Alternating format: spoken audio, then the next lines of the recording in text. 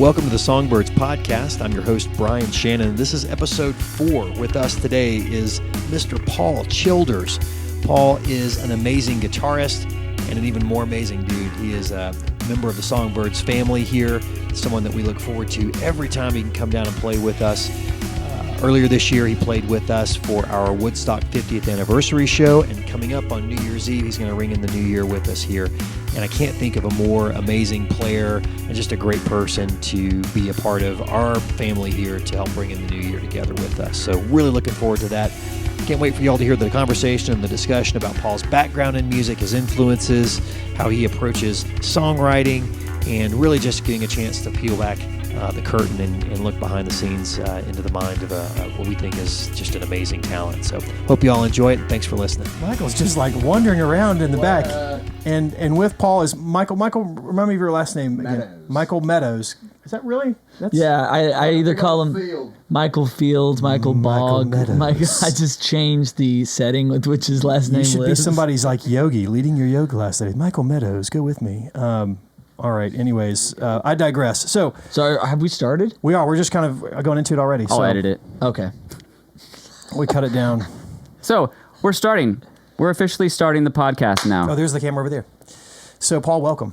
Thanks for having me. What a pleasure. Absolute pleasure to have you here. So if we could, before you get going, I've got a little bio that I pulled up on you. This Okay. is Paul Childers. You have a Wikipedia entry.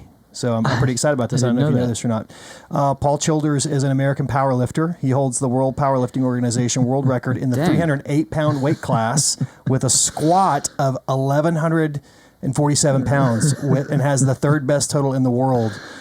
This may or may not be you, but that's a Paul Childers that's actually out online. So The guitar is really just it's secondary. it's the first thing to hopefully springboard my lifting career. Never would have seen that coming, so congratulations. But go back a little bit, because so my involvement with the Guitar Museum, you predated my involvement. So can you tell us a little bit about how you even got involved? Yeah, I was there in the our whole day circle? it opened, the first official day. I was playing some acoustic tunes kind of for the socialites of Chattanooga, and little did I know it was actually opening for Vince Gill, because he was coming on next to play an acoustic set. So who Because invited you down? How did you even like? I was had the a marketing team that was doing the marketing for the museum at the time, and there was discussion about who was going to play this thing, and it was a semi-private event, Okay. kind of a soft opening, and then the next day was the official open to the public kind of event. And I think, I owe them a bottle of champagne, because they really took a chance and were like, you should come in and do this. And God, that was so good that you didn't suck. That was so awkward. it was really weird, because I was just going to town on an acoustic guitar, and then right around the corner comes Vince, and we've known each other slightly in passing, Okay. just because of shows in Nashville, and it's a small town, honestly. Mm-hmm. Music's a small world, honestly. But he comes around the corner, and I'm like, time to put the big boy pants on and stop goofing off, honestly. It was, Okay. I feel like I was goofing off just because I was really being aggressive and, Okay. not necessarily playing maturely. Okay. And there's a difference between, as a player, being impressive Mm-hmm. with speed and with tenacity, and then being impressive with note choice and passion. The latter is much more important. Well, that's what I was going to ask, because I think that's from talking to people who that I know, who I respect musically, and talking about you, and that's actually how a lot of people will describe you, and I think that's a great way to kind of go into it, to say it's not just about monster chops and let me show you my runs that I can do, but Yeah, instead, and I think the sooner a player can grow out of that, Mm-hmm. and I'm still just as guilty as anybody. You look at the greatest at it, people like B.B. King, people like Miles Davis. I mean, that is the highest echelon of mature, gorgeous, like being in, Aretha Franklin was the same way, Mm-hmm. just being in touch with yourself and knowing like I can affect everybody with one note the way I'm about to hit it. Okay. And then you going back to your teenage roots, you want to be loud and you want to be fast and you want to piss your parents off, so you're always trying to get away from that. I think the more mature and the more Sure. the more, I think, again, and as an artist speaking too, because I'm producing a lot of records now, and I'm finding that the way music is going, I still think there's a huge space for guitar in modern records. Believe it or not, what you hear on the radio, but those spaces need to be very well thought out and curated. Like a great example would be Uptown Funk.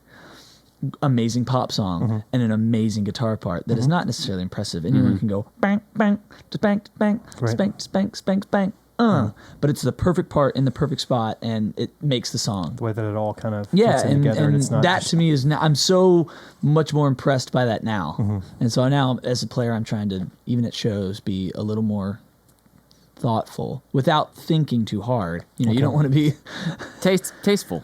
tasteful is the perfect word for it, because you don't, like, you can hear a player think. You know when you're watching somebody and they're like, ooh, this is a mixolydian over blah blah blah. Right. Like, that's not how my brain's working. It's, you know, what do I want to hear right now, and can my fingers produce it? Can we get there? Okay. Can I get you something to drink? I was going to ask if we can get Sure. water. That sounds great. Coconut water? Wow, fancy. Well, look where we are. We're in the studio. This isn't just the back of Bryan's van, which I'll just say is where you don't want to be. Voice of experience. This is awesome. Bryan Knispel, our producer, who didn't introduce as well, who's producer extraordinaire and water goer. I know this is so below his pay grade. Right now. This is right in his wheelhouse. This is got to keep this guy humble. I make the mistake of following him on Facebook and Instagram, and as I see the people that he spends his time with, I realize that guy needs to be taken down a peg. Who? You. Me? What did I do? I'm just saying of all people that need to be humbled at all times. I'm in support of humbling you. I get very discouraged every time I go to a show and I see like a crowd of attractive young women. I'm like, oh yeah, they're here with Bryan. This is Bryan's crowd tonight. I saw we're friends on Facebook now, Bryan and I. Oh yeah. And I saw he was like poolside, like. It's like, put a shirt on, man. I was like, you're an influencer now, because I'm Facebook influenced. allows you to put shirts on in your because I'm influenced by you to want to be you. I'm influenced to go have a donut because I feel bad about myself. Likewise, Paul. God. All right, so tonight, Woodstock anniversary show. Yeah, this one's going to be special. This one is a marathon 5-hour show. I am really excited about where this is going to go. Let it be known, disclaimer, I am not playing all 5 hours. I was going to say, yeah, you're not going on the full 5. You, artist-wise, are taking on quite Hendrix. the big Hendrix tonight. Yeah, I'm Hendrix tonight. So this will be actually broadcast after your performance. I'm curious, and again, maybe this is a little bit too music nerdy, but when you're going to and approaching someone like Hendrix for a show like this, granted, it's I think a fun, comfortable room for you. You feel you've been with us a lot, but what types of things are you doing prep wise aside from the obvious of music? What kind of mentality are you taking? Well, the main thing is you will never be Hendrix, and there will never be another. So you can't say, okay, I'm going to do it better than he ever. That's not the way to go about it. It's to say, okay, how have I been influenced by him since I was a kid? I mean, Axis Bold as Love, that record specifically, has been in my collection since I got my first guitar. I mean, It was one of those things that and Couldn't Stand the Weather were pretty much the two records constantly being spun. Okay. And the way he approaches chords using his thumb is something that I didn't have to relearn. That's how I'm playing guitar now. That is how I write songs. That's how I approach kind of chords that you normally wouldn't expect in pop music. And it allows you, because your thumb is over that neck, you can play the chord and you can dance all around it by hitting extensions and playing susses. I mean, that's getting a little technical, but when you listen to his music, he's singing over all these like fluttery licks and so his brain is just split in half. Kind of like how Sting would be if he's playing a crazy bass line while singing, soaring over top of a track. So that's the main thing, is to be able to practice splitting your senses and say, okay, vocal is going to be doing this, hands are going to be doing this. And again, still trying to stay tasteful the whole time. Right. And I guess there's one other element. His lyrics are wild. Yeah, they are. And it's a lot like beat poetry. Like one of the tunes we're doing tonight, and I guess I can say because no one's going to hear this until after the show, we're doing Castles Made of Sand, which is kind of a deeper cut on Axis Bold as Love, but it's just him.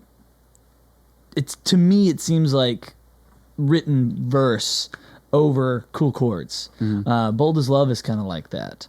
And trying to think of any other. I mean, again, you go through his discography, and it's just an intense, just melange of over sensory guitar playing and vocalization in a way that's still just so musical and singable. Such a poet too. Yeah, I mean, I don't think he gets enough credit for that, honestly, as a writer. As a lyric, like Little Wing. Yeah. I mean, come on, some of these songs, if you were only the lyricist, it would be a dream come true to write something like on that. its own, but then throw in the fact that it's most prolific. Yeah, some of the guitarist. greatest. I mean, those licks are. You could say every guitar player until the end of time will be playing and emulating him in some way. So it's a huge task, but I think my main thing is to don't be him. Right. Be inspired by. Okay. I know you'll do great. Thanks, man. I mean, 50-50. I don't know. I mean, I think Paul's due for a bad show. I It's like going to happen. No, it's going to be really good tonight. Well, we did Stevie Ray Vaughan on one of his strats, and it was just, again, same thing. You're never going to be Stevie Ray Vaughan. You're never going to be as visceral, yet as commanding of that piece of wood as he. I can't think of another soul to have hands like that and a heart like that. But again, the influence, it's not, don't emulate, just let them flow through you and be yourself and know that, you've been prepping your whole life for this by watching Live at the El Macambo. I had a question for you. Yeah. So we had a guy here last night. His name was Joe Robinson. Oh, Have you heard him? of course. Bro, Oh my gosh. He blew my mind. He is incredible. Did he play by himself? Yeah. Yeah. And even just him on a guitar. Oh my. Have you heard that dude? No, but I saw, again, the Facebook post, the fact that I saw you actually pictured with him today, that was a point of validation. It was like, because you don't, generally, I don't think a lot of us generally like go and pull up and have the photos taken with people. I fully fangirled. And it was like, man, that guy did something to move Bryan to the point where he's like, I knew that, just imagine you going, hey, can we get a picture with you right That's why the guitar is so beautiful, because he approaches it in a way that is not like you would say like a blues player or something like that. No. It's that finger, Chet Atkins, Tommy Emmanuel style. Oh, wow. And he's hung out with them. Oh, I mean, I think Tommy was kind of like his mentor, right? Yeah. And he's Australian and all, yeah. And he was telling a story last night that he got to interview all his His favorite heroes. players, like Steve Vai. He wow. interviewed. See, that's another completely third, and of course, there's the number a different doesn't art. end, but style of guitar playing. Right. This instrument is just so versatile from every aspect, but him specifically, I'd love to hear him on an acoustic guitar by himself in He a was room. playing both of them at the same time, That's insane. That's insane. doing the rhythm with the acoustic. If he and ends then up hearing this, there's a song that he wrote called Adelaide. Have you heard this song? he played it last night. Great song. Lyrics are amazing. Melody is incredible. It's painful. I love that song. Yeah, he's got great lyrics too. I listened to his CD. He gave me a CD, and I was listening to it today. It's good. You've really been influenced. That's amazing. Oh, dude, I was majorly That is so influenced. awesome. And what was even better is I went out afterwards, heard more music, and I met a drummer that I was super inspired by. See, you were Just a open. night of inspiration. Yeah, you were Yeah. open for the universe to say, we're ready for you to experience some amazing. It Can I Yes. Yes, we have a horn, which Bryan wants to switch God, out. I hate that horn. It's an antique like car Auga. horn. And I want the Arrested Development beep. I want just the Okay. beep over the profanity. But yes, you can absolutely just It's fly. just BPS. Yes. Okay. So speaking of influences, we talked about influences on your own playing style. So Stevie Ray Vaughan, Jimi Hendrix, other influences, other people that have kind of helped shape. The guitar aspect. Really just you as a musician and as a performer. Yeah, see, Kind of Blue, I was introduced to that record. I'd been playing for maybe 3 years, and I was really just a straight blues guy. Okay. And I thought that was enough. I thought this is it. This is the Pentateuch of guitar. Just I want to keep up with the nickel words at home. We've gotten melange and we've gotten Pentateuch on Which this is so the far. first 5 books of the He's a Bible. wordsmith. God, I'm like, I'm feeling wordsmith. smarter. All right. But the Pentateuch of the Bible, first Can 5 you make books. a little ding sound too when you edit this? Like a cash register. Such Anyway. a dumb person. I'm humbled. All right, so the Pentateuch. Sorry, you were saying. I was just Influences. it was I thought blues was it, and I still think the older I get, the more I go back to thinking blues is really the most human form of music that you can possibly get to. But I heard this record, and there was no guitar on it at all. It was all Miles Davis, John Coltrane, Cannonball Adderley, of course, and one of the greatest bands of all time, Bill Evans on keys. Michael, who is on bass on Kinda Blue? He closed the door. I can't think. I'm gonna be. I think it's Paul Chambers. It is Paul Chambers. This is where I would go to a producer usually and go, "Hey, Bryan, look up right quick who played bass on Kinda Blue." It's Paul Chambers. You got a phone? Philly Joe Jones is on drums. So a great band, and the way a horn approaches certain lines, if you translate them onto a guitar, it's like almost backwards. And so you're learning licks that you're like, oh my God, I never would have thought to play it that way because I was in such a pentatonic guitar blues, zone. Yep. And so and it wasn't a bebop record. It's not fast. It's not necessarily the most difficult thing to play. That's not the point. And so I think at that age, and again, I read some report that when you're in your teens, the records you're listening to then are some of the most impressionable you'll until you die. Yep. Those are the records a lot of the times that are going to stick with you and be like, that's my desert island stuff. Right. So that really changed the way I played. And then once I got into jazz, I started to be a little more attuned to songs that used sevenths, ninths, 11ths, 13ths, expensive chords per se. And artists like Seal, Sting, people that aren't afraid to be more than one genre. They're just musical gadflies. And so you're not ghettoizing your sound. It's okay on this record to have a samba break and a backbeat and some kind of slow jam and some kind of breakbeat that's funk. It's okay to just have everything and say, what's the one thing that makes all this in common? The artist. So and listening to lyrics as well. I'm it's very important to me that I write the songs, not because it's some ego stroke. I just being in Nashville, and I'm not trying to talk anybody, but being in Nashville, there's a lot of times when I hear a great song, I'm like, dude, that is something else. That is an amazing song. And they're like, well, it was written by so and so, such and such. They didn't write it. The person that just played it for me didn't write it. And I'm so much more into the person. I don't care if it doesn't sound the best, but if it's honestly from you, through you, nothing hits me harder. Well, it's authentic.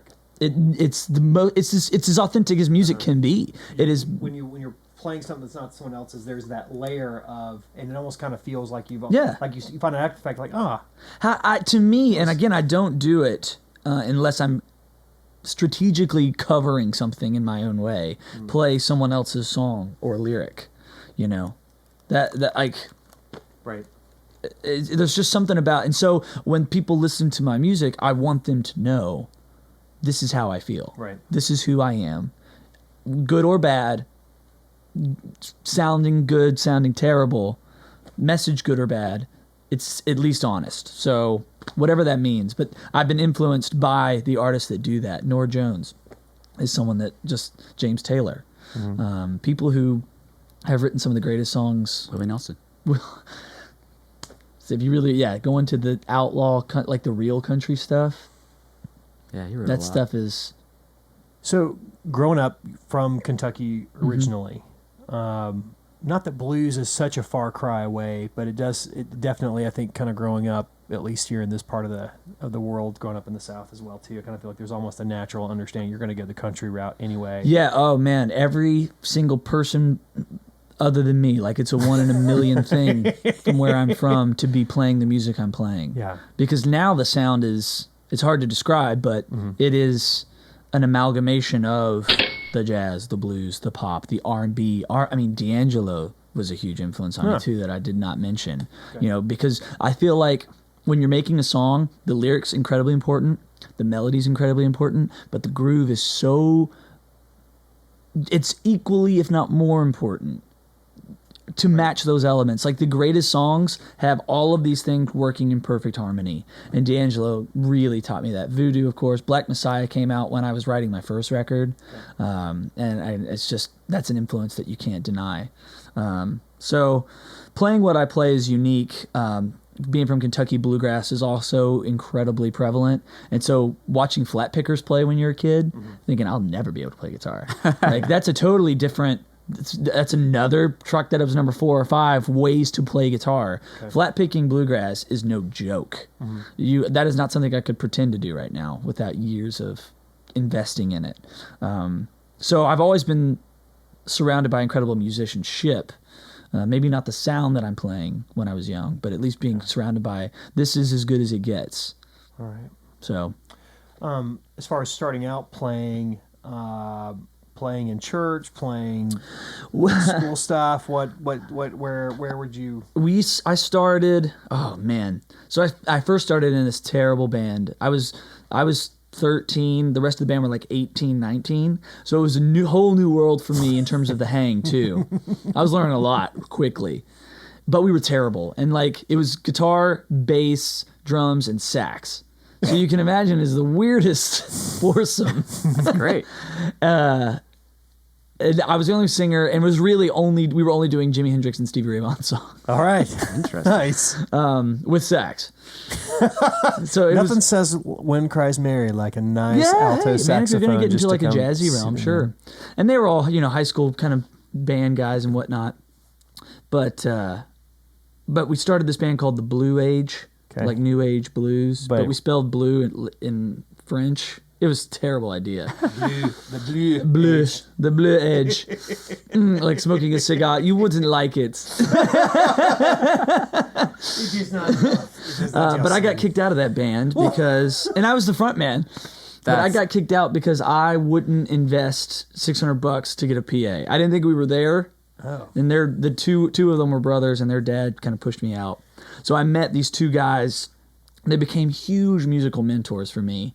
We were called the Paul Childers Band, but like the name on the street was kind of Oreo because I was 14, 15 at this point, and they were 50-year-old black guys. Nice. And so I'm the center, and they got drums, bass. That's and I fantastic. tell you what, you talk about an education, learning things at the speed of light. When they just get in the room and they're like, hey, Paul, we should try like Fly Like an Eagle. You ever done that song? Oh, no, man, let's... or how about Superstition? Then I was introduced to Stevie Wonder, and then, because see, I've always thought the best of pop music is when it's like, what do you think about a song like Don't You Worry About a Thing? I'm not sure exactly what that rhythm's called. It's got a name, but don't you worry about a thing. I mean, amazing song, but that's a pop song. It's almost to like me. a samba. I mean, it's got a much more mature. But that's as mature. poppy as it gets for me because it's so singable and makes everybody in the room feel great. So being introduced to that by these people changed my world. That's cool. So that was how it started. That was fortuitous. That was basically you saved $600 to get a great music education. Believe it or not. And then I went to I did the whole like trying to find a manager and all that stuff. Went to Nashville to record a record, and ended up being able to work at that studio later, cleaning toilets, just to kind of be able to record at night, which was really... Now, that's another education, too, because you're getting coffee for everybody, and you've got some of the greatest session players on the planet. Oh, wow. Everyone that has played on every country record, pop record, the guy that does all the Britney Spears record, he's down there playing. There's so many amazing... And then, of course, rhythm sections, too, and piano players. And so we watch them during the day, and then at night, you're a studio rat just goofing around, inviting all your friends and bands and saying, I'll record you. So you're learning how to be an engineer, learning how to produce, whether you even know that's what you're doing or if that's the term.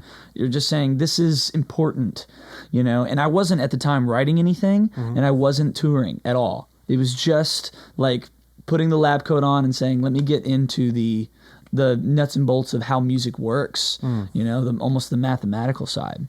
I studied accounting at Belmont, and... It was the dumbest decision I ever made. Well, now you can do your own books. I can count my tens of dollars. I didn't see the accounting, and I think we've talked about that before. I just forgot about that is fantastic. Well, it's a very expensive year of college, but I got what I needed, and then I left thinking I was offered this kind of this managing a studio. Okay. And I left college, did that for about 6 months, and then the studio closed because of things that were out of my control. But I got caught in the crossfire, and then all of a sudden I was not in school, and the studio was where I was living because it had like a bedroom above it. And so I was homeless, jobless. So I moved back when I was 19, Okay. and that is one of the toughest things that a young man can do, because you go back home and you're like, I'm gonna make it in music. Everyone says you can't, and I'm gonna do it. I'm gonna show them wrong. And then all of a sudden, you're at Christmas, and everyone's like, "How's it going?" And you're like, "Well, I'm back in the basement." And that's hard. But I will say I found a lot of records then that influenced me, and I became a writer. That was when I really started to write songs. That's what pushed you into that. Yeah. And then some friends of mine convinced me to move back. We started a band, and then the touring really started to happen off those songs we wrote. Well, I think too, you know, even though again you're going back because of, you know, the studio shutting down, you losing your house, there's a respect that I think, and as a parent, because you look at your own child and you're like, well, they did go out. You know, it's not as though they've been here. They did go out. Guess what? Life's hard, and there are going to be challenges. Yeah. And you know, I took a chance. I didn't at the time. It didn't feel like one because again, you got that confidence. Like, I don't need school. I've got this studio, and you don't understand perpetuity when you're 19. Well, you're invincible. There's no way this could go wrong. Right. What could possibly go wrong at this point? Absolutely. So, I'm really thankful for that now. My bass player, Michael, is in the studio doing Austin Power elevator and escalator moves. Michael, Michael, come on in here and jump on the mic. Here, let me go get him. Michael went to the basement. Come up on this other mic. It's hard to do the stairs one because your back stays kind of arched. Especially when there's speakers. Yeah, there's stuff in the way. So joining us on the mic, Michael Meadows, once again, infamous Michael Meadows, famous bass player extraordinaire. Say my full title. Extraordinaire is twice. Extraordinaire. Squared. Esquire. Esquire P. Bernapart. You know, one of the things that we talked about before, as well as your kind of admiration for, you know, I'm thinking about going and shit talking people, and I kind of doesn't even feel organic and natural to even run into that right now. And I don't know if it's just I'm in a better, kind of nicer Zen place that I'm definitely feel in at, a nice Zen place. I feel very good. Okay. So I'm going to say we're going to just go ahead and adjust that and not even just kind of hit reset on that. I love covering the early stuff, the influences, talking about playing Hendrix tonight. It's going to be fantastic. Stevie Vaughan coming up. New album. Do you want to mention anything about that, or are we going to still kind of keep that on the DL? Yeah, absolutely. Or? I can talk about it. Okay. So there's a new there's a new album. There's a new album. It's close to being almost finished. Okay. The track list is written. Okay. The songs are cut. We are doing screw tightening. It's named. Okay. And the release schedule I think is pretty solid. Spoken word a cappella, or what are we looking at? Entirely. That's fantastic. Yeah, but there's a hidden German polka track. Only on the European. The European it's German for my cuts. market, my market over there. It's gonna randomly come up. So, but what can we expect of the new? Well, I think as a songwriter, it's our job to reflect society back on itself, and the world has been changing. And it always has been. I mean, everyone always thinks they're living in the wildest time, especially when you look back. I mean, we're celebrating Woodstock tonight. 1969 was pretty wild. Right. You never watch a documentary of someone talking about their past going, you know something, the 50s, kind of lame, kind of slow. It was sort of a slow time for us. It's all everyone's time that they're in is always the and most it always wild, feels like there's a transformational. crisis. It always feels like it's the end of the political world it's always like that. Do I think it's worse now? I don't know. I really don't know. But I know that I'm living in it, and it's my job to document it. And I think songs throughout time, Marvin Gaye, Curtis Mayfield, Jimi Hendrix, those are people that were always singing about the world around them, whether it was politically, whether it was financially, whether it was spiritually. Okay. So that's a big part of the lyricism. Okay. Technology is a big, and it's how helping us get connected. Yeah, it's one of the I things feel more disconnected than I've ever been in to the shows, and you planet. talk about that with people with their phones and kind of heads down. Well, yeah, and that's stuff, and such I a think terrible that's- place to be, because I want to be on their phone, and I want to be filmed, and I want to be shared, and I want to be Right. followed, because that is what, as a musician, you need to have a career at this current state. However, I don't want you to miss out on this life experience moment. that we can have together. This is an authentic It's moment so that's right difficult. here, right now. So I guess don't- my advice would be, and I try to do that myself if I'm going to a show or if I'm seeing something, get the thing you want, do something that you really like, and you're like, hey, I was there, but then just turn it off. Yeah. Don't get a message through it. You're like, you know, I used to turn my phone on during, or keep my phone on when I went to the movies, and now I don't, and I just enjoy movies so much more than I ever did. Sure. Yeah. So again, so lyrically, it's much more. My first record was about somebody.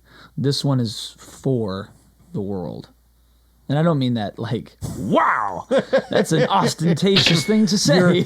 You're welcome, world. No. But I mean, it's written for everybody. You know, it's not a love song kind of record, Yeah. and that's okay. I don't think generally prideful, arrogant prick is normally not the first thing that kind of comes off the top of one's mind when you're like, hey, do you know Paul Childers? So I don't think that's a danger, but I definitely, that does, that can be borderline arrogant when you're like, I'm writing an album for the world. But I think, No, it's just what I hope the world could maybe be. okay. That's fantastic. Well, I appreciate you so much getting a chance to come over and Are do you this kidding me? and This talk. is great. Anything just front of mind, Michael, before we close out, that you just kind of on your chest that you really want to share? My name is Michael, and I am an alcoholic. Hi, Michael. Hi. No, I'm excited to play Jimi Hendrix, every incarnation of Hendrix, even when you listen to all of the tributes that people have made to him over the years. It's kind of a not necessarily a rite of passage, but I mean, people love taking his music and changing it. And I think, like you said earlier, no one makes it better, but we do our interpretation of it. And that's just enjoyable to do. It's a musical thing to do and create. For musicians, it's absolute ecstasy. Is there going to be an audience there? I thought this was Maybe. just for us. Personal show. We got the door Maybe. locked. If there's not, that's okay, Still because right. it's Frustrated still people. just, you know. And I wonder what Hendrix would be like if he were alive today. What would he be doing? And I honestly think he could be working with rappers. He'd be working with electronic, synthetic beats. I feel like he wouldn't be afraid of anything, because at the time he was crazy anyway. Wah Right. pedals and effects pedals and buzz and octave. That at the time was somewhat frowned upon by the purists. Purists. And they're like, that's not how you're supposed to do that, right? Right, and so now you listen to the radio and there's the classic rock station and they won't play anything after. That's one way to look at music, and then there's another way. Like Paul McCartney is someone who's doing that now. He and Kanye West did the whole project together. Whatever you think about Kanye West or Paul McCartney doesn't matter. The fact that people like him challenge themselves every day. Yep. That's one of the most inspiring things about Jimmy to me. Like, afraid of nothing. Well, the people that we look at now through the lens of nostalgia, who were innovators in front of, they were the bleeding edge of contemporary. So what does that bleeding edge look like carrying on for Yeah. years? We'll never know. But you know what nostalgia means in Greek, right? I have seen that episode of Mad Men, but let's talk about it. It's the pain, right? It's the pain from an old wound. pain from an old wound. Yeah. Which makes nostalgia feel like a more accurate word. You can edit that out. That got real. No, are you kidding? We got a chance to name check Don Draper and Mad Men on this. Again, that's right in my wheelhouse. I'm right there with Missing it. a cigarette. I had one coming in. I didn't smoke one. Bryan had one in his truck for some reason, which was funny. It was like a half smoked one. And Well, jazz cigarettes. Huh? I asked him, I was like, this isn't one of those Brad Pitt Once Upon a Time in Hollywood cigarettes, is it? And he didn't get the reference. Which half the people that are going to hear this won't get that reference Yeah, yet. he's not seen it yet. It's a great movie. You going to go see it yet? I've still not seen it. All right. Well, Who's Tintin Quarantino?